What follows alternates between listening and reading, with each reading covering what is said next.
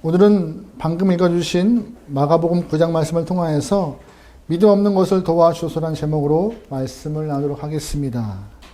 요즘 한국 교회는요, 여러 부분에서 위기가 왔다고 말하는 부분이 많아요. 그 중에 하나가 교인 감소 현상입니다. 몇 년 동안 많은 교인들이 교회를 떠나가는 일이 발생했어요. 가장 큰 이유가 코로나를 기점으로 바뀐 것 같아요. 예배의 문화, 교회의 이렇게 교회 스타일, 아니면 출석 인원, 여러 가지 것들이 다 많이 변화해서 코로나를 기점으로 교인 감소 현상이 아주 두드러진 모습인 것 같습니다. 그런데 교인 감소만 문제가 아니라 더 중요한 문제는 교회의 영적 영향력이 점점점 사라지고 있다는 것입니다. 여러분, 기독교는요, 하나님 나라를 사모하여서 그 나라를 이 땅 가운데 완성해 나가는 종교입니다. 주님의 천국을 이 땅에 만들어 나가는 그런 모습이 교회 안에 있어야 되는데, 오히려 천국을 못 만들고 지탄과 비난의 대상되고 있는 것이 우리 교회의 현 모습인 것 같습니다. 그러다 보니 자연스럽게 교인 감소도 이루어지는 것 같고요. 그뿐인가요? 더 심각한 것은 교인들이 영적으로 방황하는 일이 많은 것 같아요. 무슨 말이냐? 구원의 확신은 없어요. 예배를 드려도 구원의 확신이 없이 그냥 앉아있는 경우가 참 많다는 것이죠. 아니면 꼭 예수님만 믿어야 되나요? 라고 하는 마음도 있는 것 같고, 그러다 보니 구원의 축복도 못 누리게 되는 경우가 많은 것 같고, 그래서 지금 한국교회의 가장 시급한 문제는 교회가 교회다움을 회복하는 것이고, 또한 믿음의 능력을 회복하는 것입니다. 그래서 교회는요, 세상에 답을 주고 불신자에게 답을 줄 수 있는 그런 교회로 거듭나야 하는 것이에요. 바라기는 이 함께하는 교회가 정말 작은 교회지만 우리가 있는 곳에 천국이 만들어지기 소망합니다. 함께하는 교회 정말 작은 교회지만 모든 성도가 빛과 소금 역할을 잘 감당하여서 하나님의 마음에 기쁨을 드릴 수 있는 귀한 영혼 되면 좋겠습니다. 함께하는 교회 정말 작은 교회지만 믿음과 사랑은 어느 교회보다 크게 소망합니다. 이 모습을 통하여서 하나님이 참 교회답네, 참 그리스도인답네라고 칭찬받는 모든 영혼 되면 좋겠습니다. 오늘 마가복음 9장 말씀은요, 전반부에 있는 그 내용이 오늘 제가 좀 설명을 드리고 설교를 시작하려고 해요. 마가복음 9장 전반부에는요, 예수님께서 세 명의 제자들을 데리고 산으로 올라갔습니다. 일명 그 산을 변화산이라고 해요. 그 산에 올라가서 예수님이 영광스러운 모습으로 변화가 된 것을 제자들이 봅니다. 그때 예수님의 변화된 모습과 함께 모세도 엘리야도 함께 하여서 예수님과 함께 얘기를 나누는 것을 보게 돼요. 제자들은 너무 놀란 거예요. 이미 천국에 있어야 될 모세와 엘리야지만 지금 예수님 옆에 그들이 함께 있고 예수님 모습도 변화가 되어서 대화하는 모습이 너무나 놀란 것입니다. 그래서 제자들은 예수님, 여기 너무 좋아요. 내려가지 말고 여기에 예수님 초막 하나, 모세 초막 하나, 엘리야 초막 하나 짓고 여기서 살면 안 될까요? 라고 말하고 있습니다. 하지만 그 순간 구름이 덮어서 이런 음성이 들립니다. 이는 내 사랑하는 아들이니 너희는 저희 말만 들으라 라는 하나님의 음성이 들려요. 그러면서 제자들은 더욱더 황홀경을, 종교적 황홀경을 경험합니다. 이럴 때가 있나? 이럴 수가 있나? 아주 놀라운 일들이 산 위에서 발생합니다. 근데 그 동시에 산 밑에 남겨진 제자들이 있었습니다. 근데 그들에게 문제가 발생했어요. 그게 오늘 본문의 이야기예요. 예수님은 세 명의 제자들과 함께 산에 올라갔고 나머지 제자들이 산 밑에 있는데 나머지 산 밑에 있는 제자들을 향하여서 어느 아버지가 온 거예요. 아들을 데리고. 아들이 오랜 시간 동안 귀신 들림을 통하여서 힘겨워하고 있는 과정 가운데 예수를 찾아와서 예수께 나아가면 아들의 모든 병이 나을 거라는 확신을 갖고 온 것입니다. 근데 예수가 있어요? 없어요? 없어요. 산에 올라가 있으니 제자들에게 당신들이 우리 아들을 좀 고쳐주세요. 당신이 예수님 제자 아닙니까? 당신이면 할 수 있지 않을까요? 그 부탁에 제자들은 그 어린아이에게 귀신을 내쫓음을 행했습니다. 쫓았을까요? 못 쫓았을까요? 못 쫓았습니다. 근데 쫓지 못하고 제자들의 행동의 모습이 좀 이상하게 좀 흘러가요. 우리 본문 10절 말씀입니다. 같이 읽어볼게요. 시작. 이에 그들이 제자들에게 와서 보니 큰 무리가 그들을 둘러싸고 허기관들과 뭐 하고 있어요? 변론이요. 제자들은 사실 예수님의 능력을 통하여서 이미 귀신도 쫓아봤고 병 고침도 행하였습니다. 그런데 오늘 본문에 보면은요, 병 고침을 행하지 않고 변론만 하고 있어요. 안 되니까 자꾸 서기관과 대화하고 있습니다. 토론만 하고 있어요. 이 말씀 보면서 야, 제자들의 수준이 올라갔구나. 토론도 가능하고 그들이 말도 하고 대단하다라고 보시면 큰일 납니다. 주님의 능력을 행하지 못하여서 결국 이렇게 말만 하고 있는 것이죠. 다시 말해 말은 많지만 능력이 없는 모습을 오늘 본문에 보이고 있는 것이에요. 산 위에서는 제자들이 황홀경을 경험하고 산 밑에서는 능력 행하지 못하는 일이 동시에 발생한 것입니다. 오늘 본문은요, 두 종류의 제자가 나와요. 첫 번째 어떤 제자예요? 황홀경을 경험했던 은혜의 제자들이요. 그들은 산이 좋아서 내려가지 않겠습니다. 내려가기 아쉽습니다.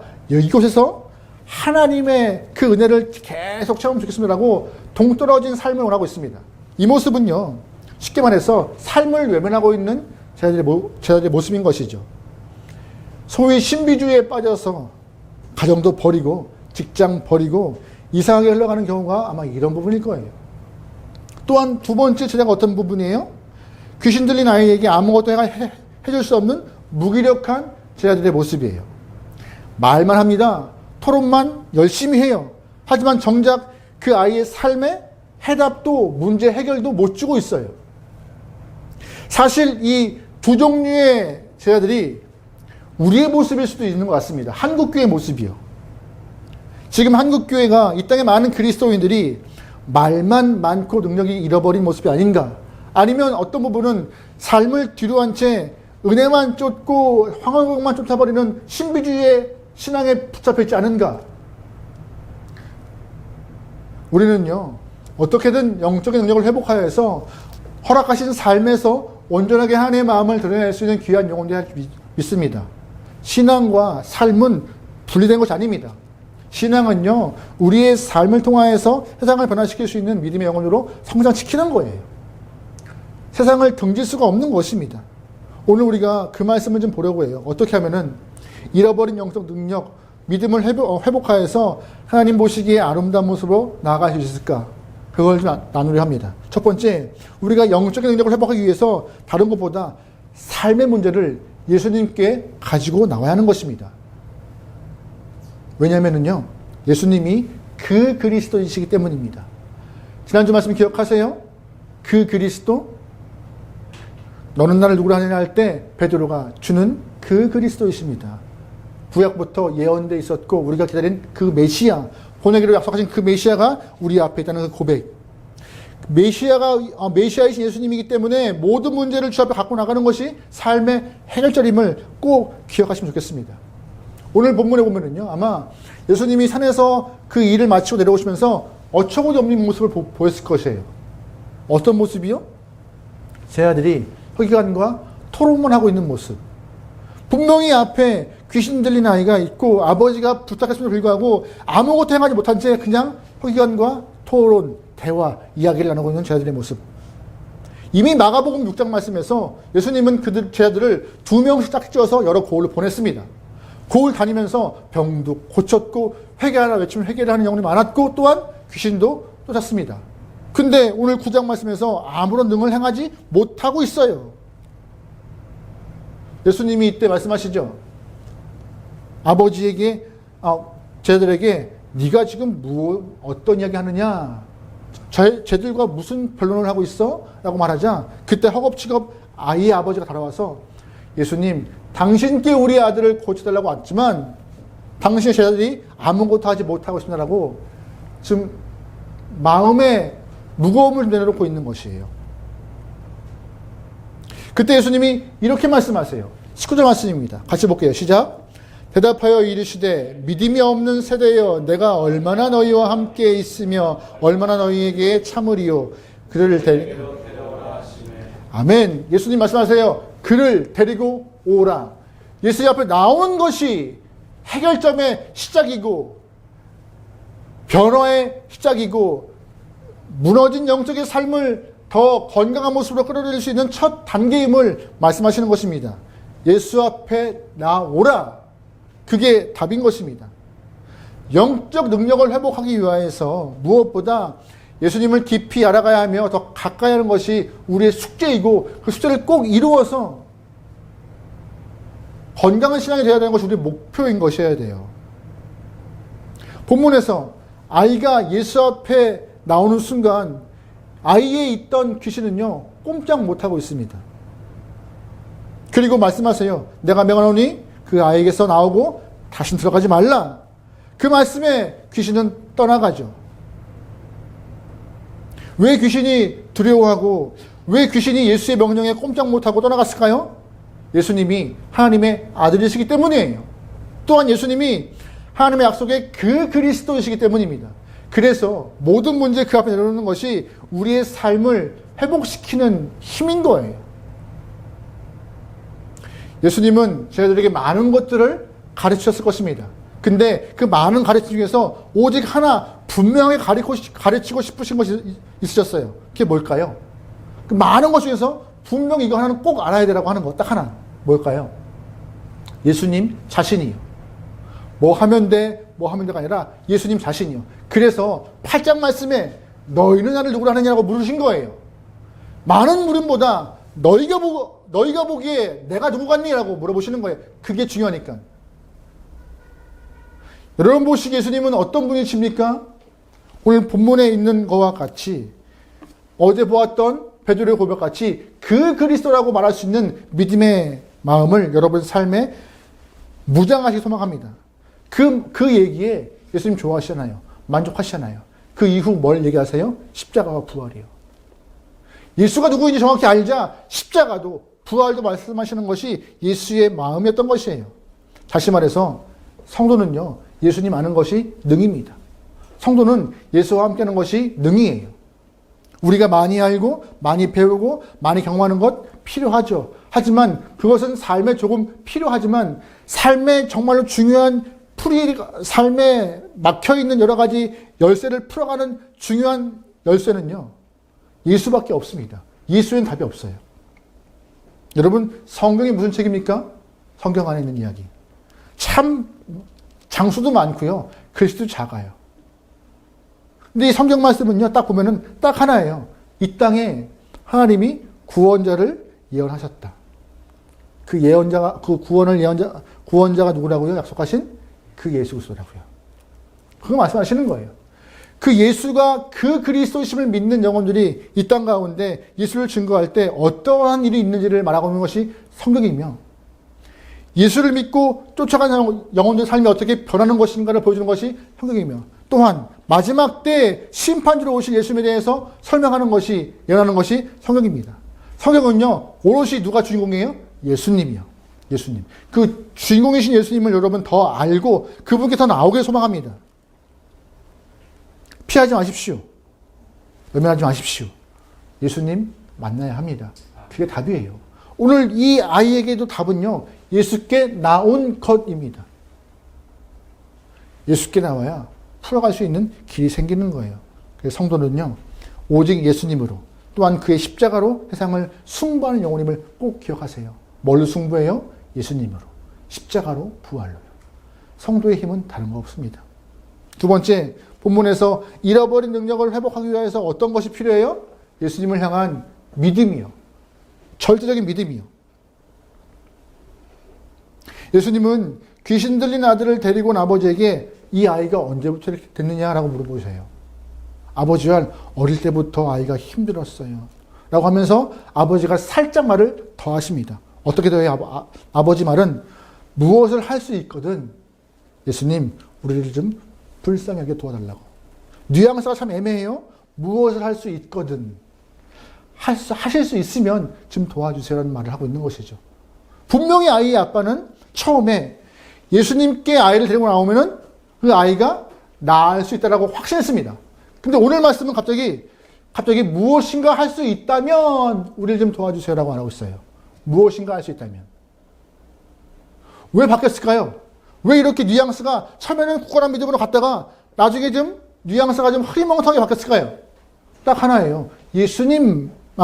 딱 하나예요. 제 아들의 모습을 본 이후에. 제 아들의 모습을 딱 보았을 때 제 아들을 통하여서 예수의 능력을 행하는 그 귀한 영혼의 삶을 경험할 걸 믿었는데 오히려 서기관들과 변론하고 있는 모습이 마음에 걸리는 거예요. 예수 앞에 나오면은 다 될 줄 알았는데 오히려 아무것도 못하고 있는 그 모습.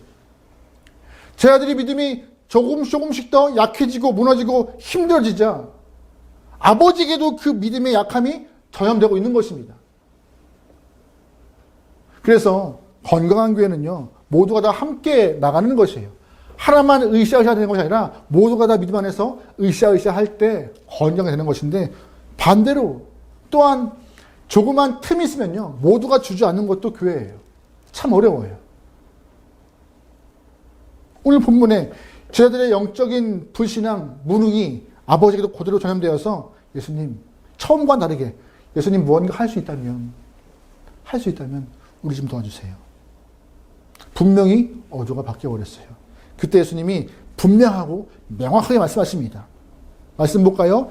23절 말씀입니다. 같이 볼게요. 시작. 예수께서 이르시되 할 수 있거든. 아멘. 무슨 말씀하세요? 믿는 자에게 능치 못함이 있다 없다? 없다. 믿는 자에게 능치 못함이 없다. 그러자 아버지가 뭐래요? 예수님 도와주세요. 나 믿음 없는 것 도와주세요. 금방 믿음이 없어진 거예요. 아들 데리고 올 때까지는 믿음이 충만했지만 상황 가운데 믿음이 사라져서 본인의 마음이 안타까워. 예수님 나 믿음 없는 것 도와주세요. 나 믿음 안에서 무장하여서 이 아이 살리고 싶어요. 이 아이 귀신대 쫓아내림을 통하여서 건강한 모습 만들고 싶어요. 예수님 나에게 믿음 주세요. 라고. 예수님을 향한 절대적 믿음, 그것이 삶을 바꾸는 것이죠. 왜 영적인 능력을 잃어버려요? 믿음이 흔들리기 때문입니다. 왜 영적인 삶이 어려워요? 믿음이 힘해져서 그래요. 여러분 말씀을 잘 보시면요, 예수님은 언제나 사람들에게 능력하실 때 먼저 그들의 뭘 확인하는지 아세요? 상대방의 믿음을 확인하세요. 믿음을 확인한 이후 그 영혼들에게 놀라운 기적과 하늘의 일을 행하십니다. 그 이후에 예수님은 한 번 더 말씀하세요. 내 믿음이 너를 구원했다라고. 믿음을 확인하시고 역사를 행하십니다. 그 이후에 그 믿음이 너를 구원했다라고. 여러분 세상에서 가장 사랑 많이 받는 사람이 누군지 아세요? 바로 믿음의 영혼입니다. 왜요? 믿어서 하나님의 축복을 감당하고 경험할 수 있기 때문에요. 그러면 반대로 이 세상에서 가장 불쌍한 사람이 누굴까요? 믿지 못해서 하늘의 은혜 경험 못하는 사람이에요. 여러분은 어디에 속하세요? 믿음을 통하여서 주님이 허락하신 그 은혜가 여러분 안에 있게 소망합니까? 아니면 믿지 못해서 여러분의 삶이 매 순간 축복과는 거리가 먼, 은혜와 거리가 먼 영혼 되고 싶으십니까? 믿음을 통하여서 여러분 삶이 강건하게 소망합니다. 어떤 분은 말해요. 예수님, 목사님, 십자가 사건 잘 안 믿겨져요. 십자가 사건이 안 믿겨지니 죄사함의 기쁨을 못 누리는 것이죠. 근데 감사하게도 저는 하나님의 그 완벽한 사랑을 보이신 십자가 사건이 믿어집니다. 그래서 죄사함의 기쁨도 있고 구원의 기쁨도 누리고 있습니다. 어떤 분은 말해요. 목사님, 부활이 안 믿겨져요. 어떻게 사람이 다시금 태어나요? 다시금 살아나요? 안 믿겨져요. 과학으로 증명 못해요. 라고 말하고 있죠. 근데 하나님의 아들이시니 가능한 거예요. 하나님의 신이 가능한 거예요. 허락하신 거예요. 저는 믿어져요. 그래서 부활로 인하여서 나 또한 불안해하지 않고 죽음이 겁이 없습니다. 여러분도 믿음이 확건하여서 십자가와 부활에 대한 믿음을 갖고 삶이 흔들리지 않게 소망합니다.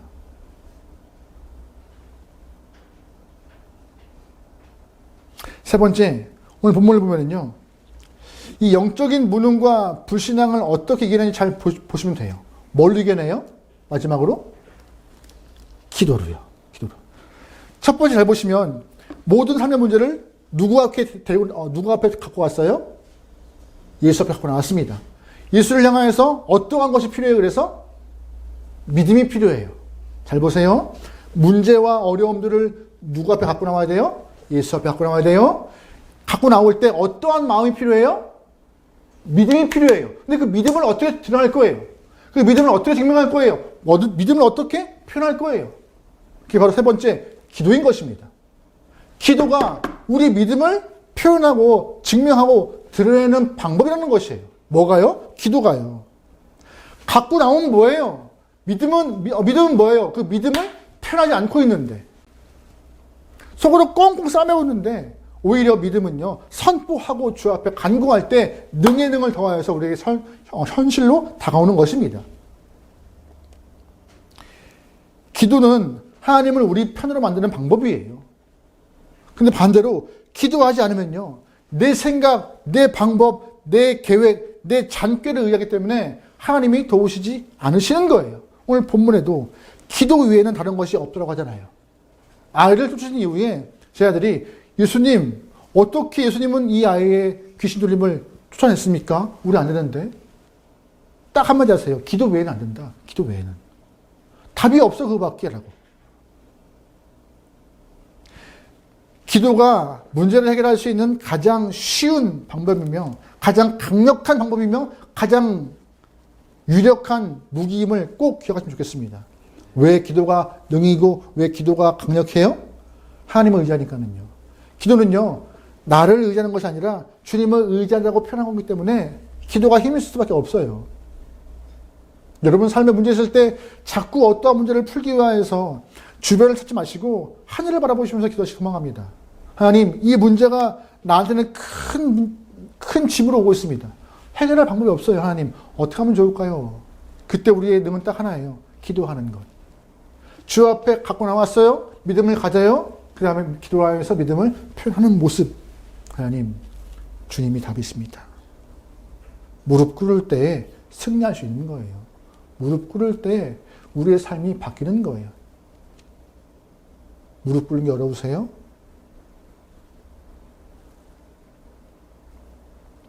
초대교회의 모습을 기록한 사도행전 보면은요, 놀라운 일들이 많이 기록되어 있습니다. 근데 사도행전 말씀 보면은 그 당시에는 초대교회 때는 예수님이 안 계세요. 왜? 부활승천한 이후기 때문에 제자들과 성도밖에 없어요. 그런데 그 초대교회 시대 때 많은 일들이 발생합니다. 그 이유가 뭐예요? 딱 하나예요. 기도했기 때문에 그들은. 성령을 의지하여 기도했기 때문에 바뀌는 것입니다. 어떤 목사님은 그래서 사도행전을 기도행전이라 해도 무방하다라고 말씀하실 정도로 했어요. 초대교회 영혼들은 변론하는 거 없었습니다. 뭘 주로 했어요? 기도하는 것. 근데 한국 교회는 좀 어떻게 됐어요? 기도보다 변론을 더 많이 하는 것 같아요. 회의하고 이야기하고 나누는 것. 답은 그게 아닌데, 길은 그게 아닌데 자꾸 회의와 변론을 통하여서 더욱더 문제를 꼬여버리게 만드는 것이 지금 우리의 모습이 아닌가. 영국에 굉장히 유명한 설교가 있습니다. 바로 스펄전 목사님이세요. 많은 신학생들이 지금도 그분의 책을 읽고 많이 배우고 쫓아가고 있는데요. 그 당시 영국에 있는 많은 사람들이 스펄전 목사님이 심호하시는 교회에 방문했습니다. 교회를 좀 보고 싶어서, 어떻게 이렇게 교회가 성장하고 어떻게 교회가 이렇게 부흥했는지 알고 싶어서. 그때마다 스펄전 목사님이 데려가는 곳은 본당이 아니었어요. 본당 가서 우리 교회가 지금 이만해요. 어때요? 멋있죠? 전혀 그런 게 아니라 지하에 있는 기도실로 들어가였습니다. 그때 기도하고 있는 성도들 모습을 보여주면서 이것이 우리 교회 심장이고 교회 발전소입니다라고 말했대요. 명설교가입니다. 스펄전 목사님은 이 땅에서 손꼽히는 설교가 중에 하나예요.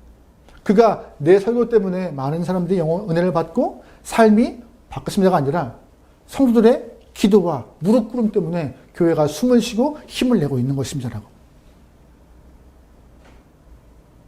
어떤 책은 이렇게 말해요. 이 스펄전 목사님이 그 교회를 떠날 때 교회가 비틀거렸다고요. 아닙니다. 정확히 말하면요, 스펄전 목사님이 교회를 떠난 이후에 뭐가 사라진 거예요?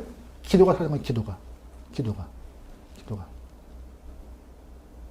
기도가 교회를 세우는 것이고, 기도가 우리 영혼을 세우는 것이고, 기도가 우리에게 능을 주시는 것입니다. 여러분, 기도하여서 주 앞에 믿음을 고백하여 승리할 수 있게 소망합니다. 성도는 다른 거 없어요. 다른 거 없어요. 여러분, 언제 기도하세요?